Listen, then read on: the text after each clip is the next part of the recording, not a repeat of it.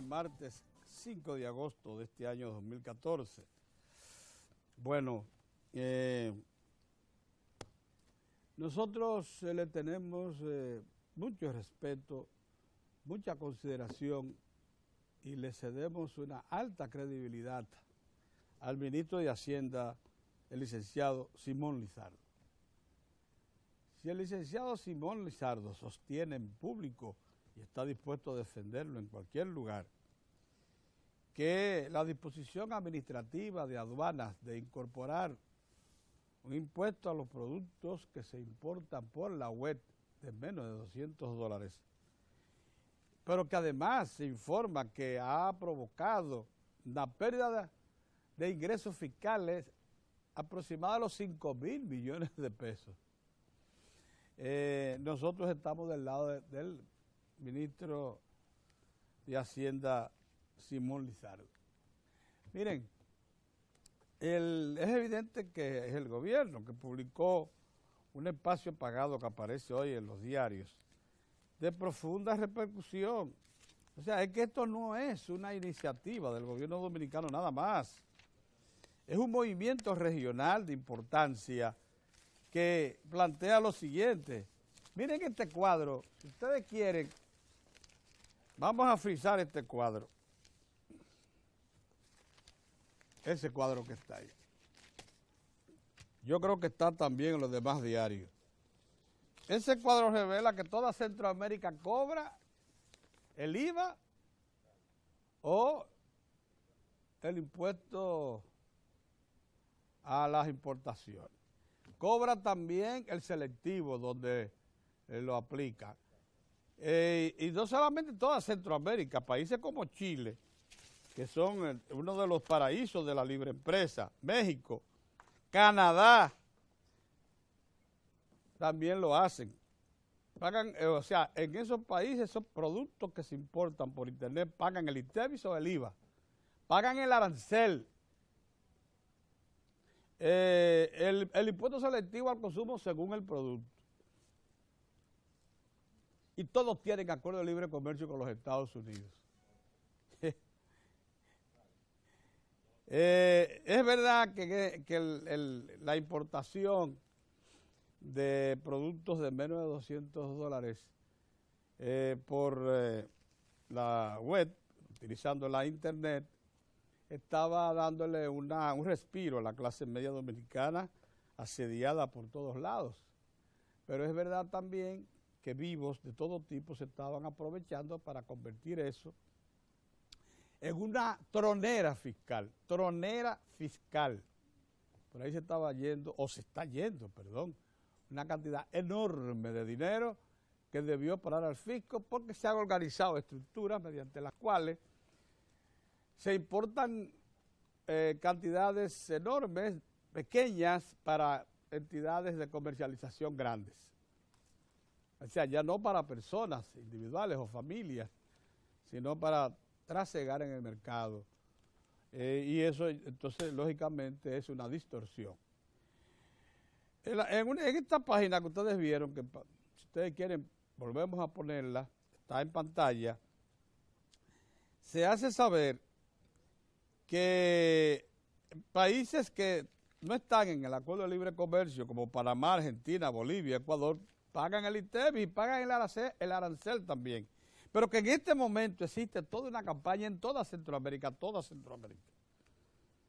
en la que se defiende el derecho que tienen los estados de esos países a reclamar el pago del impuesto a esos productos, porque en todas partes pasó lo mismo. Es que en las sociedades abiertas, todo el que ve una oportunidad de hacer negocio la hace, a costa del Estado, lógicamente. Por tanto, yo creo firmemente en la palabra de Simón Lizardo, uno de los funcionarios y dirigentes históricos del PLD, que con mayor transparencia se comporta y que además con mayor responsabilidad en los puestos públicos se ha desempeñado. Y ha dicho el señor Lizardo que esa disposición administrativa que ha impuesto el gobierno vía la Dirección General de Aduanas no viola la ley.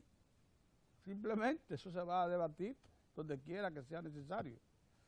Pero nosotros estamos de antemano del lado del señor Lizardo. Con cosas como esa no se puede jugar, mucho menos es una nación que es la segunda en carga fiscal más baja de toda América, solo superada por Guatemala. Ese 13.5% de nosotros es muy por debajo del 18.5% que promedia América Latina. Pero además nos da una brega enorme salir de ese 13.5%, a pesar de las reformas famosas fiscales. Entonces, si encontramos una vía para cerrar brechas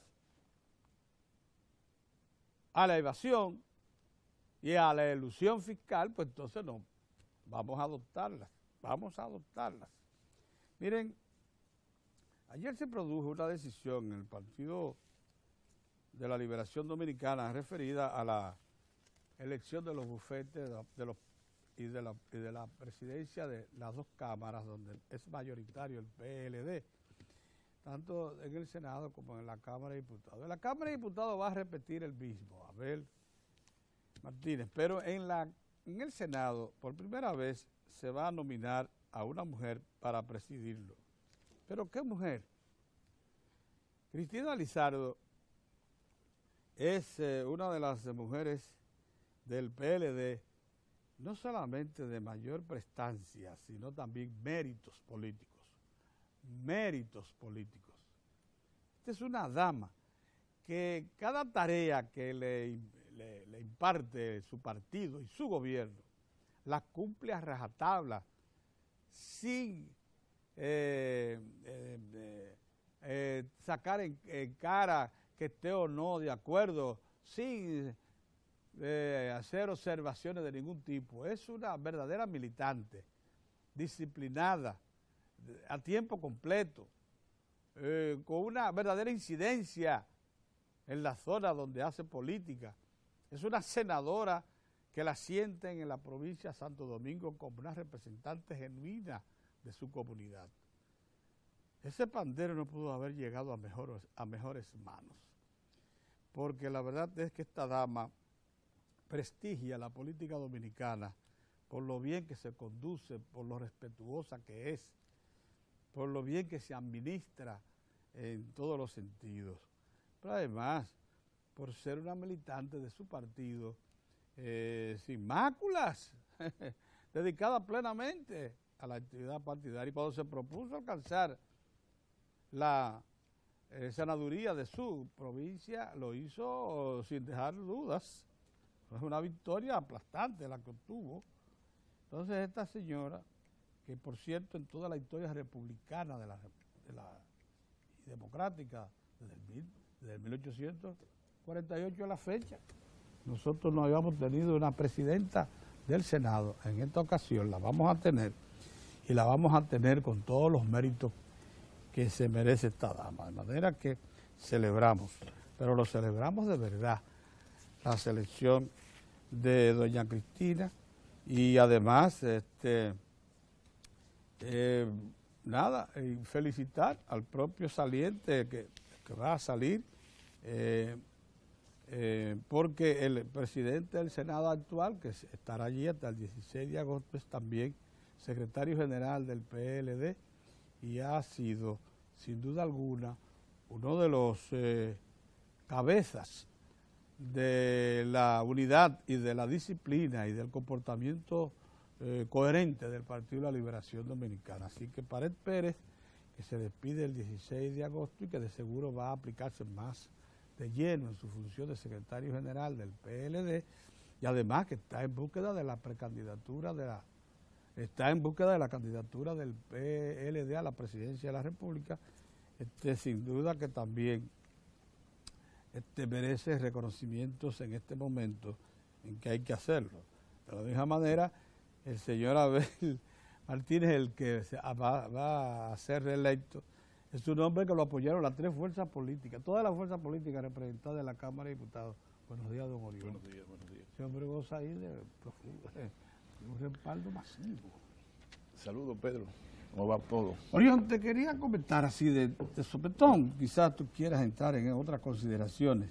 Allí en el Partido Revolucionario Dominicano visitó Palacio y llevó una comunicación muy bien sustentada, reflexionada, en la que plantean observaciones al decreto que establece el reglamento para la aplicación de la ley de naturalización. Las observaciones que hacen me parecen muy racionales. Yo quería realmente que ustedes, que son abogados y que conocen bien de la cosa, analicen esto, porque nosotros somos casi siempre unos intrometidos, pero me da la impresión de que esa documentación está bien planteada. Bueno, saludos amigos, saludos. Pedro, te prometo mañana tratarte el tema del PRD, porque no he leído el documento. El documento. Sí. Sino, y en esa materia, por eso quería llamar tu atención, Pedro, en dos cosas. Lo primero es, siempre nosotros, los comunicadores, como nos llaman ahora, y los periodistas, Podemos emitir juicios. Podemos emitir juicios en el ámbito jurídico, en el ámbito político, a veces en el ámbito técnico, cuando se tratan de temas económicos. Lo mejor es que nos cercioremos bien de cada cosa, como generalmente tú lo haces, o siempre, con ligeras excepciones, en el ámbito que te toca a ti ser un especialista.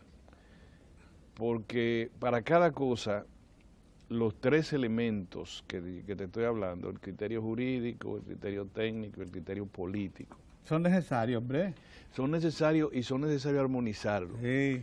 En lo que respecta al tema de grabar las importaciones de menos de $200 desde los Estados Unidos, no se sabe cuál criterio es el más importante de los tres. O vamos a decir de los dos, entre el jurídico y el político. Porque todo tiene sentido de oportunidad, Pedro. Posiblemente obren varias, uno puede especular alrededor de qué motiva que en este momento, lo cual uno tiene que decir sentido de oportunidad, el gobierno entiende que debe resolver ese problema que podría ser una irregularidad jurídica. ¿Por qué ahora? Bueno, puede ser porque se requiere a fin de año mejorar las recaudaciones del Estado. 3, 4 mil millones de pesos anuales, serían unos 1.000 y tanto de aquí a diciembre, máxime cuando se elevan las compras por internet. Ese puede ser un tema, ese puede ser un motivo y posiblemente sea válido. La otra razón puede ser la presión que tiene el comercio formal que maneja ese tipo de mercancía en la República Dominicana, que requiere que no tener una competencia de esa naturaleza. También, válido también. Y el último es jurídico, decir, bueno, eso es una irregularidad que hay que ponerla en auto de reglamentación, y lo estamos procediendo ahora dentro de la transparencia tributaria del país. Cualquiera de esas tres cosas lo podemos manejar. Yo lo que creo que debe de haber una armonización entre las tres. Por ejemplo, a mí se me ocurre decir, bueno, Pedro dice, y tú señalaste, sí, yo nada más te quiero hacer una reparación en eso, Pedro. No estamos hablando aquí, todas las importaciones se graban, Pedro. Todas. Trae un carro, trae una planta eléctrica, salvo que no esté en una ley especial o en un tratado. Ahora, lo que te están hablando es de monto, que es distinto. Lo que tiene que especificar eso, si en todos esos países por debajo de $200 se cobra el impuesto. Ya, entonces así sí. No me digas solo que se cobran impuestos, aquí se cobra impuestos para todo. Tráelo, trae lo que tú quieras de los Estados Unidos, trae un carro, trae un transatlántico, trae lo que tú quieras. Un Lamborghini. Un Lamborghini, más trae una ambulancia. Una ambulancia. Lo que tú quieras te van a cobrar el impuesto correspondiente y también te van a cobrar los diferentes tipos de impuestos, el selectivo al consumo, el que se aplique. De lo que estamos hablando es de menor de 200 pesos. Entonces, cuando tú hablas que también tiene mucha razón, un país no se puede mantener, pero nosotros tenemos no menos de 2 años, 3, casi diariamente con la letanía de decir que la economía dominicana no se puede sostener con un 13.5% de presión tributaria. No. Y nosotros hemos llegado a la conclusión, este panel, diciendo que debe ser de un 18.5%, que es el promedio que nosotros hemos podido ver de todos los economistas y técnicos que han venido aquí y que nos han explicado el tema de la presión fiscal para América Latina, el promedio en Europa, en los Estados Unidos, que llega desde un 40% de presión fiscal en las grandes economías, pero que le tienen todos los problemas resueltos a los ciudadanos, hasta Guatemala y la República Dominicana, que son los que tienen menor presión fiscal, que estamos en un 13%, que no alcanza para nada en términos de ejecución presupuestal. Entonces, cuando hablamos de eso, entonces tú me dices, bueno, eso se debe resolver de esa manera porque es mejor. Bueno, pero vamos a seguir grabando solo por el lado del consumo, Pedro. Pues vamos entonces a usar vamos a aplicar la muy consabida tesis de que todo se grabe con el ITEVI, se baja un poco, y arroz, habichuela, carne, todo, y así resolvemos una situación de inequidad dentro de la inequidad, que es que a uno lo graban y a otros no lo graban porque es más pobre que el que está grabando, que está en condiciones también difíciles económicas. Entonces, por ese lado, yo muy humildemente sugeriría al gobierno que también le dé a uno una explicación jurídica, no solo de qué están haciendo los otros países, que ya yo te dije, dígame si es menor de 200 pesos que están cobrando en Canadá, dólares en Canadá, donde sea, esa es una. Y la otra es que me digan si es pertinente ahora. Yo ayer en un comentario en el programa mío terminé diciendo, cuiden al presidente, porque el presidente está haciendo un esfuerzo con nada. Yo digo a veces, ¿de dónde que el presidente puede conseguir cada semana una cantidad determinada de dinero líquido para poderle decir a un grupo de productores, miren, denle para adelante, yo le voy a buscar 30 millones de pesos? Porque en las arcas del país no hay nada, literalmente están agotadas. Literalmente están agotadas. Y están agotadas no porque la clase media no tributa, Pedro. No porque la clase media no tributa, porque no tributan los anaqueles altos de la economía dominicana, Pedro. En los niveles. Es a la rentabilidad, Pedro, es al capital, Pedro. Entonces, por eso se niega, tú lo ves que dice, queremos un pacto fiscal, pero cuando tú te sientas al pacto fiscal... El juidero. El juidero. Nadie quiere. Las grandes familias de la República Dominicana no quieren tributar en los niveles de su rentabilidad, Pedro. En los niveles de su rentabilidad. Yo tengo decenas de mil... Yo vendí mi propiedad en Arroyo Hondo y me pagaron la mitad, me la pagaron en bienes, en un apartamento y otro que está en proceso. Y cuando me presenté a la renta tuve que cantearme con 530,000 pesos, que era el 25%. De lo que todavía tú no has recibido. De lo que físicamente me dieron, yo recibí. O sea que yo tuve que desprenderme prácticamente de todo. De una cuarta parte. 530,000 de yo no quiero poner a la hija mía de ejemplo, pero tiene una tiendecita en el centro. Y tuvo que llevar todos los papeles de su inversión para decirle a la gente tributaria, yo no he ganado un centavo, ¿cómo usted me puede aplicar a mí ¿cómo le llaman eso? Un anticipo.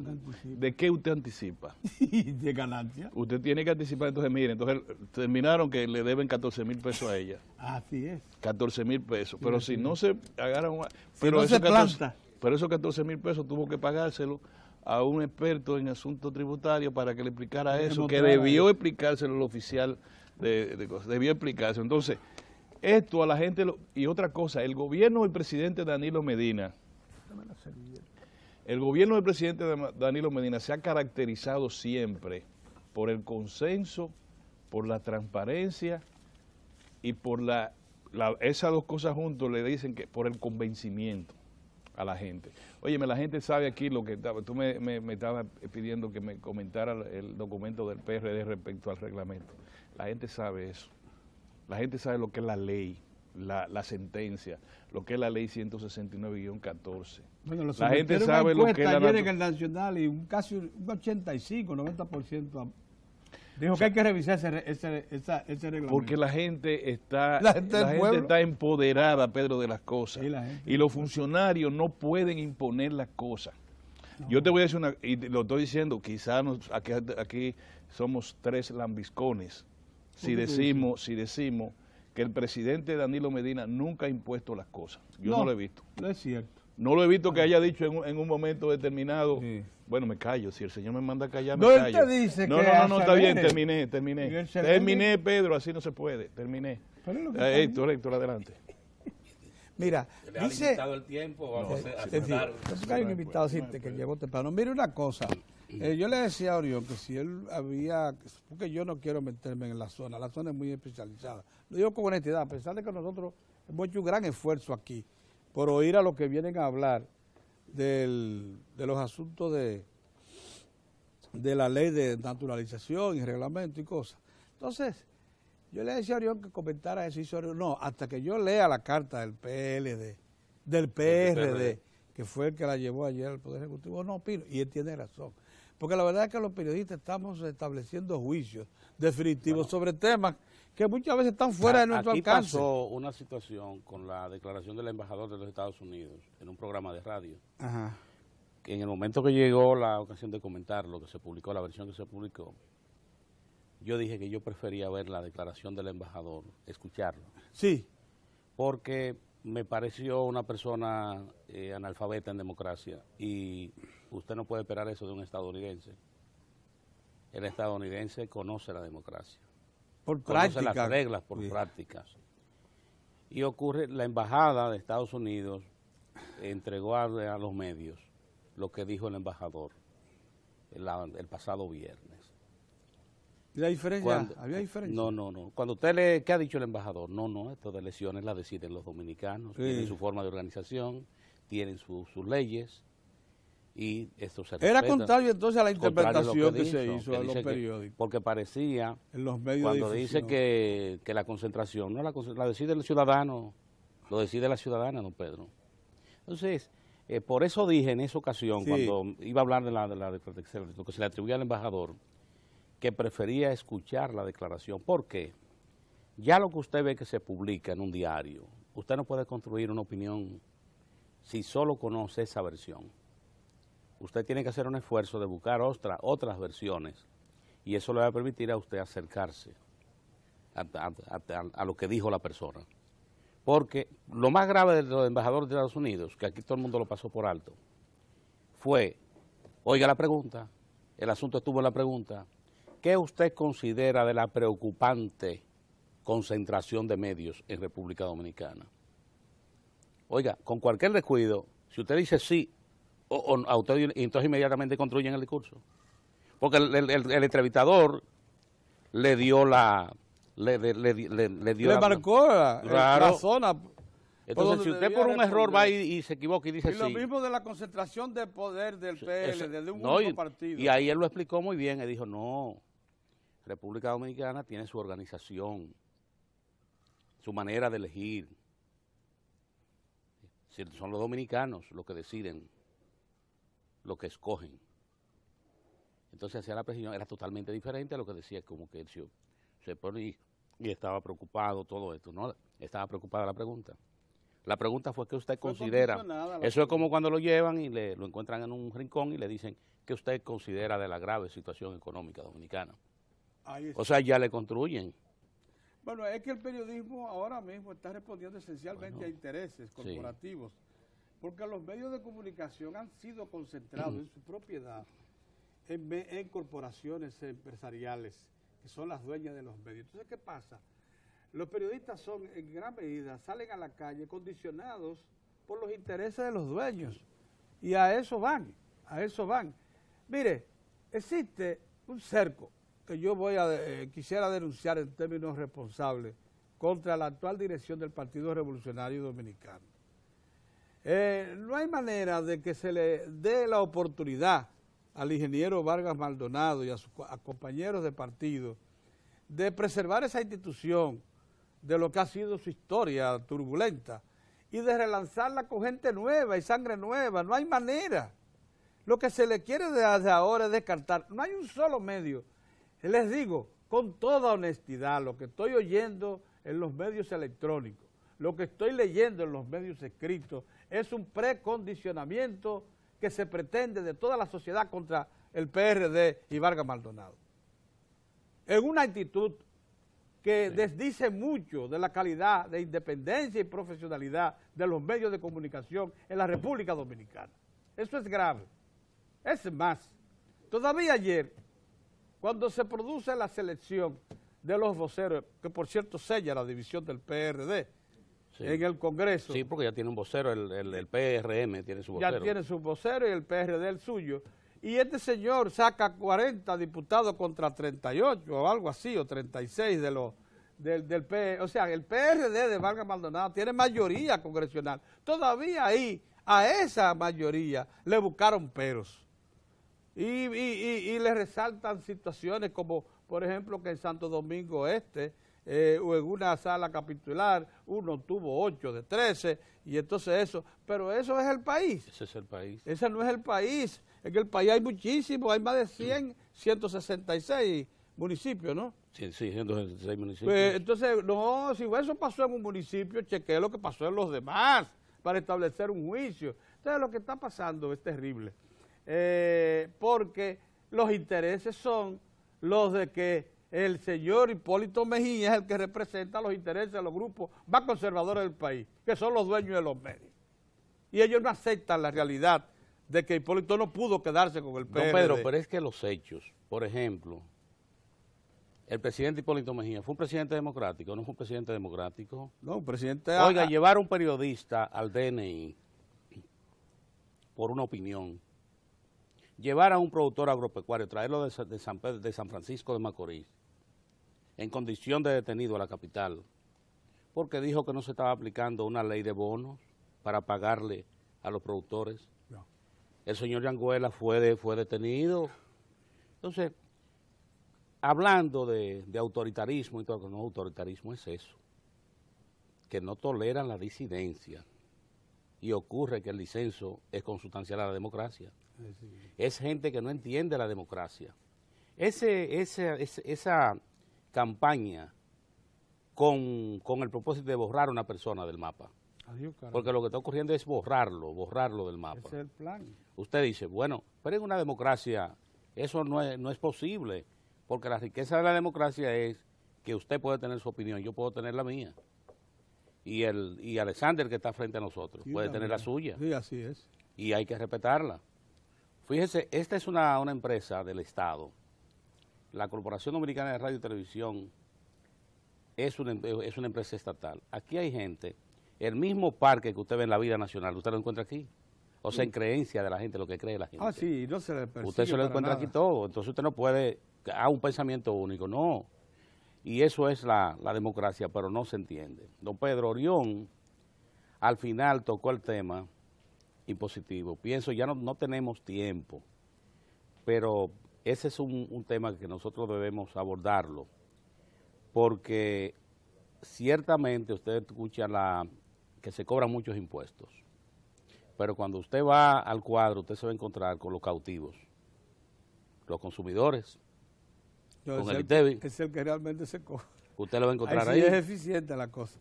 Mire, cuando inició el gobierno, la evasión del INTEVI y en general sumaba un Sí. 47%. Ya la cosa va por 22 y bajando. Y aún así todavía no pasamos del 13.5%. Entonces, aquí hay que echar la mirada a las ganancias. A las A ganancias. la ganancia de los grandes.